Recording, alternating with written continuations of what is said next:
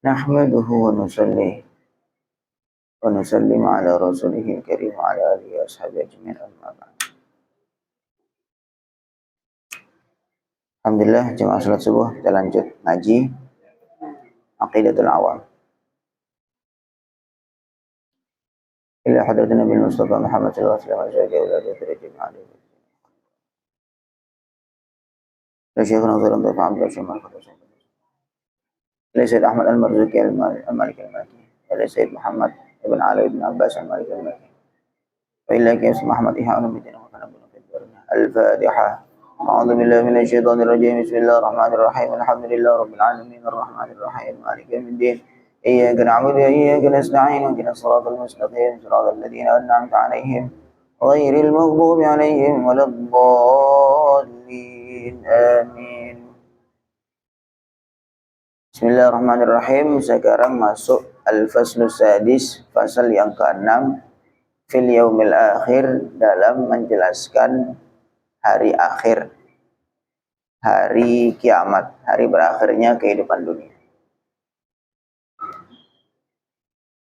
Qala an-Nadhim rahimahullah, imanuna bi yaumi akhirin wajab wa kulli ma kana bihi minal ajab.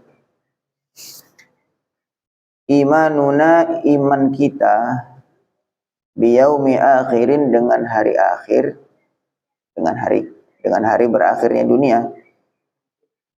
Wajaba, adalah wajib. Iman kita dengan hari akhir adalah wajib. Wa kullima, dan juga yakin terhadap terjadinya sesuatu karena yang terjadi bihi, pada hari akhir tersebut, minal ajab, berupa hal-hal yang mengherankan, hal-hal yang di luar akal kita. Asy-syarhu, penjelasannya, yajibu, wajib, ala kulli mukallafin, atas setiap orang mukallaf. Setiap orang mukallaf yang baligh, yang dewasa dan akalnya sehat. Berarti yang dibebani oleh beban syariat. Apa yang wajib? Ayyusaddiqa, untuk membenarkan, bil yaumil akhiri, dengan hari akhir.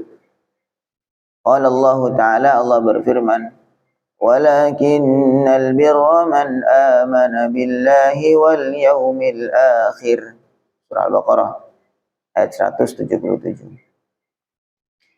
Walakinnal birra, tetapi kebaikan atau kebajikan, awal ayatnya itu laisal birra an tuwallu wujuhakum qibalal masyriqi wal maghrib.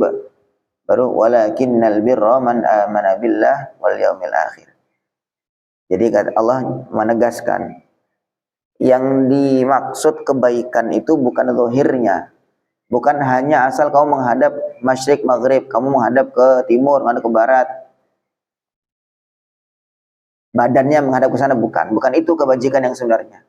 Apakah kebajikan itu ketika orang bergerak, rukuk, sujud, menghadap ke Ka'bah? Apakah itu kebajikan? Allah mengatakan bukan itu hanya gerakan zahir. Tetapi walakinnal birra, tetapi kebajikan, kebaikan yang sebenar-benarnya, man amana billah wal yaumil akhir. Jadi iman kepada Allah dan hari akhir. Selepas iman, barulah ada kewajiban-kewajiban itu, nanti ada artinya. Jadi gitu ya, amalan-amalan zahir, amalan sholat, amalan-amalan puasa, zakat, itu kalau tidak ada iman, maka nol, tidak ada nilainya.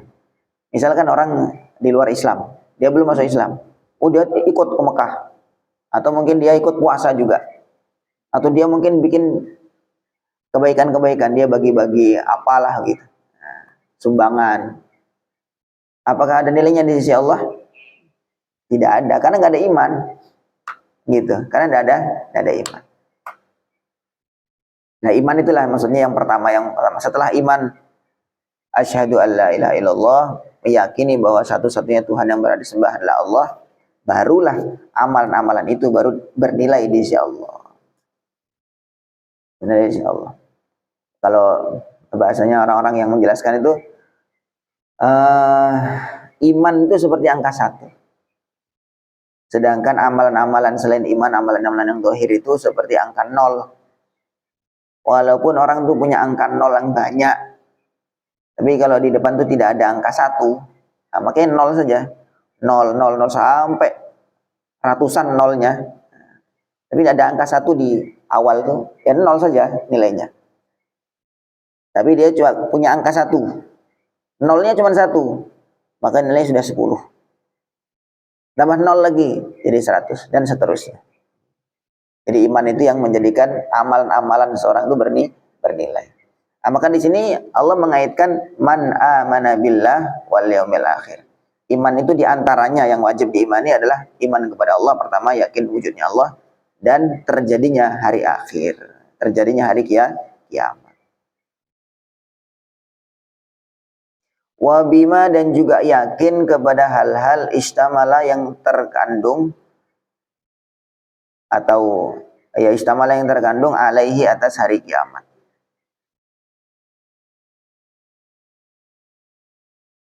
Dan hal-hal yang terjadi selepas kiamat. Nanti akan ada kebangkitan selepas mati. Nanti akan ada jembatan Sirat. Nanti akan ada penghitungan amal. Nanti akan ada surga, neraka. Nanti ada lagi telaga dan seterusnya. Maka ada orang-orang yang tidak percaya dengan itu semua, orang ateis. Bagaimana kita bisa percaya kepada hal-hal yang belum terbukti secara ilmiah? Kan gitu. Secara sains kan belum terbukti itu. Mana tuh buktinya ada surga neraka? Mana buktinya ada siksa kubur?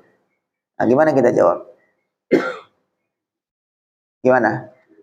Asal iman saja pokoknya. Jadi begini. Ya kan orang-orang yang nggak punya keyakinan, yang nggak percaya Tuhan kan begitu. Dia mesti mengaitkan sesuatu tuh mesti dengan ilmiah, bukti ilmiah. Mana bukti ilmiahnya? Harus terbukti dong bukti ilmiahnya. Baru kemudian kita meyakini, kan gitu. Sekarang kita dituntut untuk meyakini hari akhir, hari kiamat. Lah belum terjadi, gimana kita harus meyakini? Nah, gimana jawabannya? Yang pertama, dasar pertama kali itu adalah kita satu-satunya pertama adalah yakin adanya Allah dulu. Kalau seorang itu sudah yakin wujudnya Allah Subhanahu wa taala, maka nanti turunan-turunannya dia mau tidak mau harus meyakini apa-apa yang difirmankan oleh Allah Subhanahu wa taala.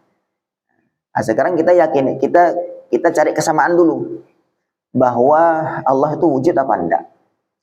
Atau Tuhan alam semesta ini wujudnya ada yang mewujudkan apa enggak?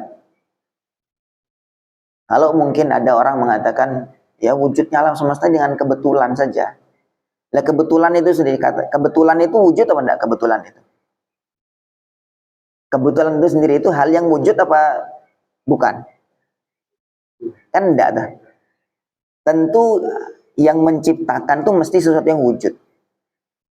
Am khuliqu min ghairi syai'in. Apakah orang-orang manusia ini diciptakan min ghairi syai'in dari ketiadaan? Tidak mungkin, barangnya tidak ada loh kok bisa mewujudkan tuh, gimana bisa? Barangnya tidak ada, kok dia bisa mewujudkan sesuatu? Dia sendiri tidak ada. Dan sekarang kita ada, mesti yang mewujudkan kita, melahirkan, mewujudkan alam semesta ini mesti ada wujudnya, mesti ada wujudnya. Begitu. Sebagaimana angka 1 miliar, 1 triliun, angka 10, angka 100, itu tidak mungkin wujud kalau nggak ada angka 1. Karena angka-angka itu semua, angka 10 itu ya 1, 1, 1, 1, 1 sampai 10. Gitu. Adanya angka 2, yaitu kan ada angka 1, 1.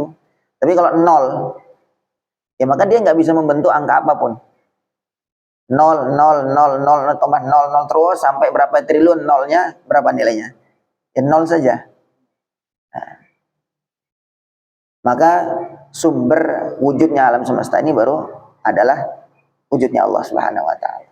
Dan kemudian selepas itu maka kan kita sudah yakin bahwa alam semesta diwujudkan oleh satu zat yang wujud, yaitu Allah Subhanahu wa taala. Kemudian Allah menurunkan Al-Qur'an. Di dalam Al-Qur'an ini tidak semuanya terbukti secara ilmiah. Ada hal-hal yang terbukti secara ilmiah, misalkan contoh kayak matahari bergerak, wasyamsu tajri limustaqarril laha. Wasyamsu tajri limustaqarril laha. Matahari itu dulu orang mengiranya matahari itu diam aja. Lepas diteliti, teknologi makin maju-maju, oh ternyata matahari ini ditemukan, matahari ini ternyata bergerak di porosnya atau bagaimana lah. Nah, ternyata Quran sudah menjelaskan, wasyamsu tajri limustaqarril laha. Berarti kan Quran terbukti secara ilmiah memang benar, sesuai dengan sains, sesuai dengan teori ilmiah. Dulu juga ada orang meneliti, penemuan, dia meneliti, ternyata gunung itu dia berjalan. Gunung itu kan kita diam, gunung. Ternyata dia gunung tuh gerak setiap berapa waktu tuh gerak sekian mili begitu. Pokoknya dia bergerak gunung tuh. Maka dia bikin seminar segala macam, dijelaskan bahwa gunung itu ternyata tidak diam. Padahal sudah dijelaskan sama Al-Quran. Maka orang ketika dia sudah merasa menemukan sesuatu yang baru, maka ada orang Islam yang ngomong, itu di agama kami sudah dijelaskan 1400 tahun yang lalu. Masa? Mana? Dibukakan Al-Quran. Wa taral jibala tahsabuha jamidatan wa hiya tamurru marras sahab.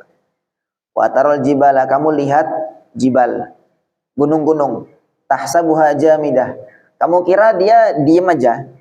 Wa hiya tamurru marras sahab, padahal gunung-gunung itu berjalan seperti jalannya awan. Awan tuh jalan kan pelan gitu ya. Gunung itu sebenarnya berjalan. Hanya kita saking pelannya berjalannya itu sekian waktu baru bergerak sekian mili begitu. Akhirnya ngerasanya kayak diem aja. Maka berarti terbukti secara ilmiah. Terbukti secara ilmiah. Banyak sekali. Dulu ada juga sebuah ilmuwan, ya seorang ilmuwan. Dia mencoba mencari-cari kesalahan Al-Quran. Dari segi apa saja. Ternyata dia nemu ada ayat, dia dari segi bahasa ini keliru Quran ini. Ya, keliru Quran ini. Dalam surah An-Naml itu,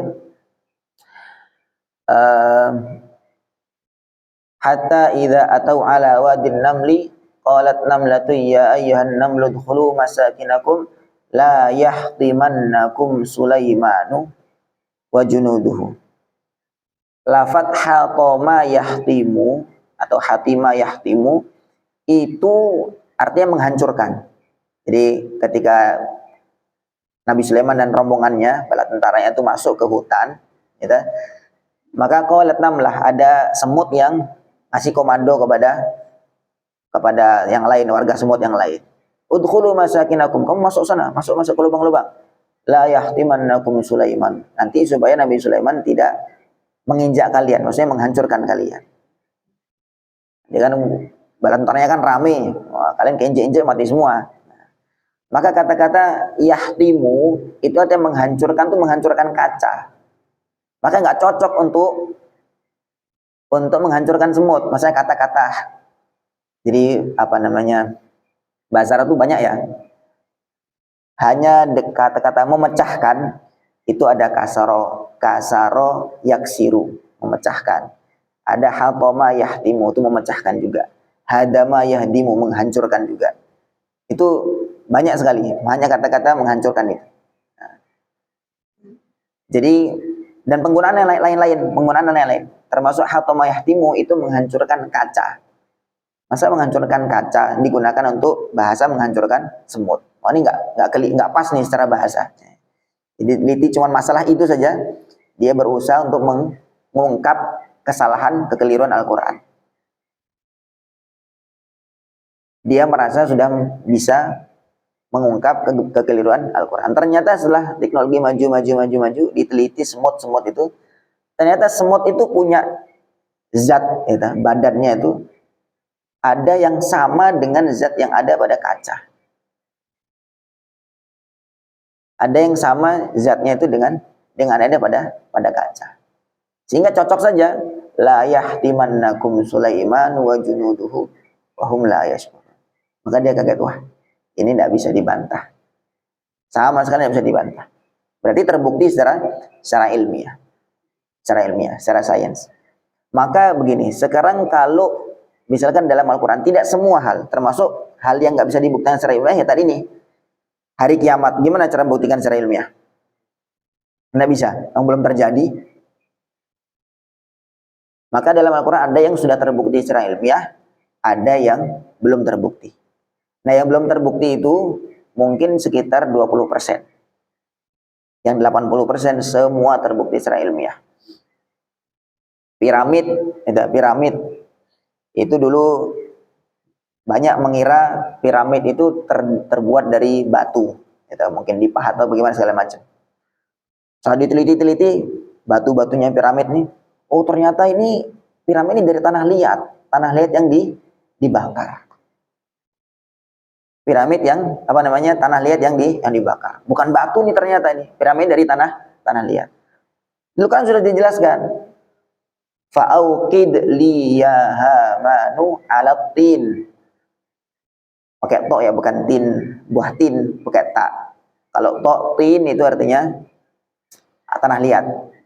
Fa'auqid, Firaun mengatakan fa'auqid, nyalakan api, li untuk aku ya Haman, Haman itu perdana menterinya Firaun. Alatin, atas tanah liat. Nyalakan api di atas, nyalakan api yang di atasnya ada tanah liat. Bakar tanah liat. Fa'auqid li ya Hamanu alatini faj'alni surhan la'alli attali'u ila ilahi Musa. Kemudian buatlah aku istana, buatlah aku bangunan supaya aku bisa melihat Tuhannya Nabi Musa. Maksudnya bangunan piramid itu mau dibuat untuk, karena kan dia bilang, tanya mana Tuhan kamu. Nah, wahai Musa, Tuhan kamu yang mana? Tuhan saya Tuhannya langit dan bumi. Nah, Tuhan yang menciptakan langit dan bumi. Dia kira Tuhan itu di langit. Maka dia bikin bangunan yang tinggi supaya fa'atoli'u ila ilahi Musa. Saya ingin ngintip mana Tuhan Nabi Musa. Kemudian dia bikin materialnya itu dengan piramid itu dari tanah liat yang dibakar. Jadi terbukti secara ilmiah. Orang dulu ngiranya batu, sekarang merasa sudah menemukan, ternyata fakta baru, ternyata piramid itu bukan dari batu, dari tanah liat yang dibakar. Padahal Quran sudah menjelaskan ribuan tahun yang lalu. Ketika zaman Nabi Muhammad kan belum ada teknologi untuk meneliti batu. Maka 80%-nya dalam Al-Quran itu yang secara ilmiah sudah terbukti 100%, tidak ada yang bisa dibantah secara ilmiah. Maka 20% yang belum terbukti ini maknanya juga pasti juga benar. Yang 80% ini semuanya terbukti secara ilmiah 100%. Maka yang 20% berarti mesti juga benar. Maka mesti kita yakini juga, begitu cara menjawabnya. Karena dari 80% yang bisa dibuktikan secara ilmiah, nggak ada yang bisa dibantah. Maka tentu saja yang 20% ini juga seandainya kemungkinan bisa dibantah pun sangat kecil sekali. Karena yang 80% tadi sudah terbukti dan nggak bisa dibantah satu pun. Maka kita dalam Al-Quran diceritakan tentang hari kiamat, ya mesti percaya saja. Karena dari kitab yang sudah terbukti secara ilmiah benar semua yang bisa dibuktikan. Maka yang belum bisa dibuktikan pun juga potensi kebenarannya sama. Jadi itu hari akhir, hari kebangkitan. Nah, kita mesti juga bagi orang beriman mesti yakin akan terjadinya hari kiamat. Wabima, dan juga dengan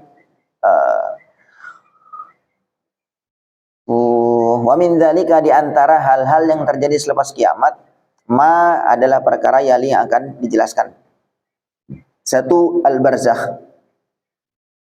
Apa itu barzakh? Wa huwa, barzakh itu ma bainal mauti, adalah masa atau tempat antara kematian, wa yaumil ba'tsi wan nusyur, dan hari kebangkitan. Antara kematian dan hari kebangkitan. Namanya barzakh. Barzakh itu artinya pemisah. Barzakh itu, alam barzakh itu bukan dunia yang sekarang ini, juga belum akhirat. Juga bukan dunia, bukan akhirat, jadi tengah-tengah. Ma bainal mauti wa yaumil ba'tsi wan nusyur. Antara kematian dan hari kebangkitan. Nanti setelah hari kebangkitan, nah itu akhirat. Selepas mati, nah ini barzakh. Sebelum mati, yaitu dunia yang sekarang kita tempatin. Nah, itu barzakh. Allah Ta'ala, Allah berfirman, dalilnya mana barzakh itu? Wa min waraihim barzakhun ila yaumi yub'atsun. Wa min waraihim, di belakang mereka, maksudnya selepas mati, barzakhun, ada barzakh, alam barzakh, pemisah, ila yaumi yub'atsun, sampai hari mereka dibangkitkan. Surah Al-Mu'minun ayat 100. Di barzakh itu tengah-tengah. Jadi bukan dunia, juga bukan akhirat, belum akhirat. Nah, nanti ya masa kubur itulah, intinya dikubur. Dan kubur itu kan tidak harus orang tuh masuk dalam kubur dulu baru dia masuk alam barzakh. Enggak. Kan ada orang matinya di laut, tenggelam, matinya di mana gitu. Nah, dia nggak di dalam bumi. Apakah berarti nggak ada pertanyaan kubur dong? Kan nggak ada kuburnya. Dia mati di laut, dimakan ikan, habis. Gimana gitu? Berarti bebas dari pertanyaan kubur. Nah, jadi alam kubur itu namanya sebuah alam, bukan tempat. Tidak harus dia mati diletakkan di tanah, dikubur dulu baru malaikat datang, enggak. Tapi dia begitu dia mati, masuk alam barzakh, nah, maka dia berlaku hal-hal yang terjadi, termasuk ya pertanyaan mungkar nakir, kemudian nikmat kubur ataupun siksa kubur. Itu namanya barzakh. Yang kedua, soalul qabri, pertanyaan kubur, wa na'imuhu, dan kenikmatan kubur, li ahli ta'ati, bagi orang-orang ahli taat, wa adzabuhu, dan azab kubur, li ahli ma'siyati, bagi orang-orang ahli maksiat. Wa mimma, dan diantara dalil ya dulu yang menunjukkan ala adzabil qabri, atas azab kubur, li ahli maksiyati, bagi orang ahli maksiat, qauluhu ta'ala, firman Allah Ta'ala, an-naru yu'raduna 'alaiha ghuduwan wa 'ashiyya. An-nar, neraka, yu'raduna 'alaiha, mereka ditampakkan kepada neraka, ghuduwan wa 'ashiyya, pada waktu pagi dan sore, pada waktu pagi dan petang. Wa yauma taqumus sa'ah, dan juga pada hari kiamat, adkhilu, dikatakan kepada mereka, masukkan, ala fir'auna, keluarga Fir'aun, asyaddal azab, kepada azab yang paling pedih. Jadi diantara dalil Quran yang menunjukkan adanya azab kubur, itu tadi, an-naru yu'raduna 'alaiha ghuduwan wa 'ashiyya. Siksa neraka yang ditampakkan kepada ahli kubur pagi dan petang. Kemudian lanjutannya, wa yauma taqumus sa'ah adkhilu ala fir'auna asyadda. Kemudian hari kiamat baru dikatakan masukkan ke dalam neraka. Berarti yang ditampakkan ini belum masuk neraka gitu loh. Yang awal tadi yu'raduna 'alaiha itu berarti belum masuk neraka, belum. Namanya alam barzakh. Sehingga ulama menjadikan ayat ini sebagai dalil adanya adab kubur. Wa qad waradat, dan sungguh telah warid, telah datang, ahaditsu katsiratun, beberapa hadis yang banyak sekali, bi anna Nabi sallallahu alaihi wasallam, sungguhnya Nabi, ista'adza, minta perlindungan, min adzabil qabri, dari azab kubur. Hadisnya banyak sekali. Doa-doa, Nabi mengajarkan doa, atau Nabi sendiri berdoa berlindung kepada Allah dari azab kubur. Itu diantara hal-hal yang terjadi selepas kiamatnya, ada banyak sekali. Al-ba'tsu minal kubur, kemudian mahsyar, dan seterusnya. Insyaallah kita bahas sedikit-sedikit. Yang pertama, jadi kita cukupkan dulu, kita ringkas bahwa di antara yang kita yakini sebagai orang iman adalah terjadinya hari kiamat. Lah bagaimana kita meyakini hal yang belum terbukti secara ilmiah? Jawabannya, karena berita ini bersumber dari kitab, dari sumber yang tidak bisa dibantah secara ilmiah, hal-hal yang sudah terbukti gitu. Hal-hal yang sudah terbukti itu tidak bisa terbantah secara ilmiah, maka hal yang belum terbukti pun mestinya juga tidak bisa dibantah. Karena ini kabar dari Al-Quran, maka kita mesti yakini kebenarannya tentang hari kiamat. Sampai sini ada yang bertanya?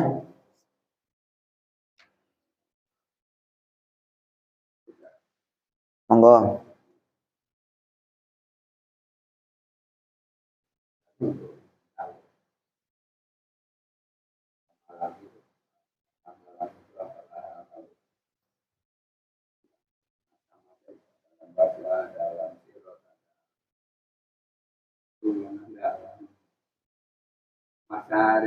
Nggih. Alam surga nerakanya itu banyak. Nggih. Nanti akan kita bahas satu persatu. Ini banyak disebutkan hal-hal yang terjadi selepas kematian itu banyak. Jadi kalau alamnya, alam itu kan istilahnya ya alam lah, alam ruh, kemudian alam rahim, kemudian alam dunia, selepas itu alam barzakh, kemudian alam akhirat. Gitu. Setiap masing-masing alam terjadi hal-hal yang khusus. Terjadi hal-hal yang khusus. Nah sekarang kita ini berada di alam dunia. Selepas itu pindah alam kepada alam barzakh. Alam barzakh itu antara alam dunia dan kebangkitan. Begitu orang mati, maka dia pindah alam. Pindah alam. Nah, di alam barzakh nanti yang terjadi kubur, pertanyaan mungkar nakir, azab kubur. Ya pokoknya hal yang terjadi dalam kubur.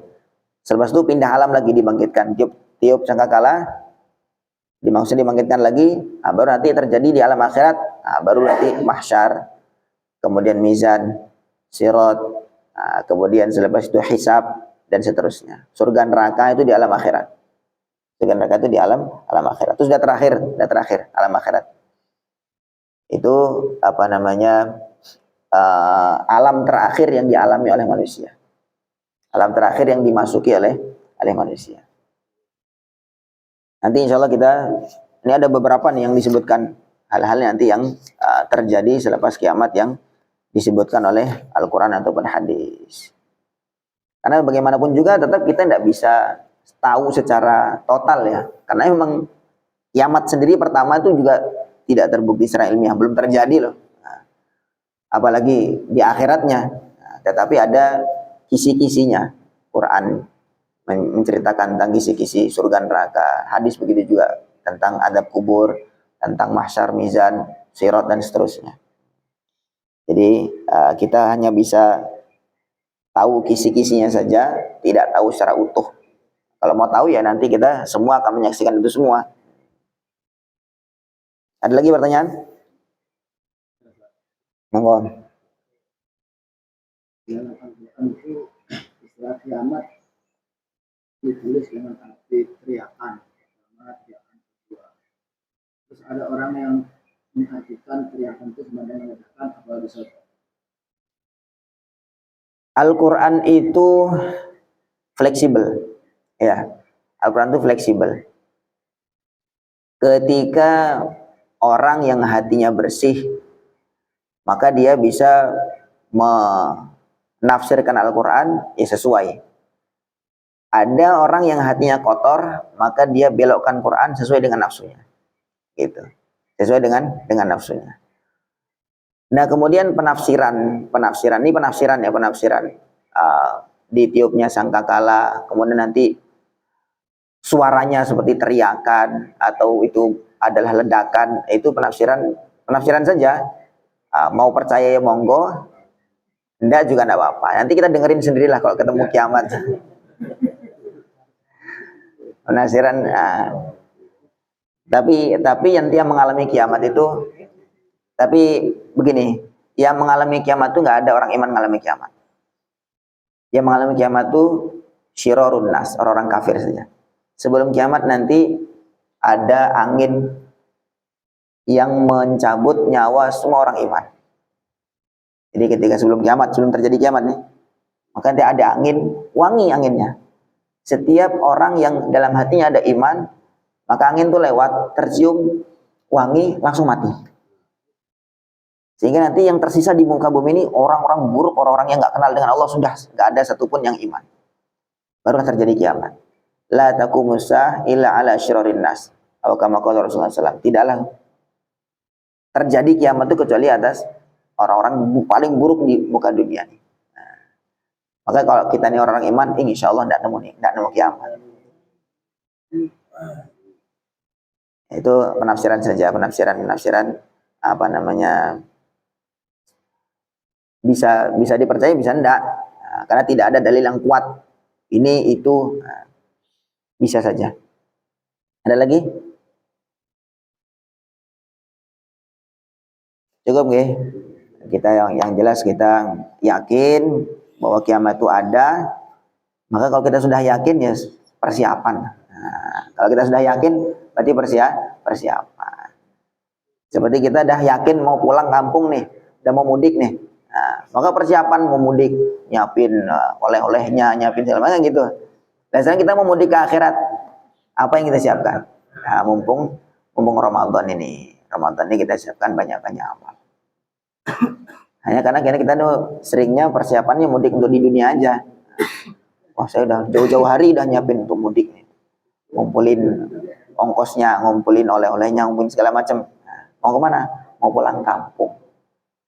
Karena dia merantau lama. Nah, sekarang kita cuman merantau kita di dunia nih. Rumahnya, kampungnya adalah akhirat. Mau pulang kampung, nah, kita apa yang mau disiapin? Sudah dibangun belum rumahnya di sana? Nah. Insya Allah kita bareng-bareng kerjasama.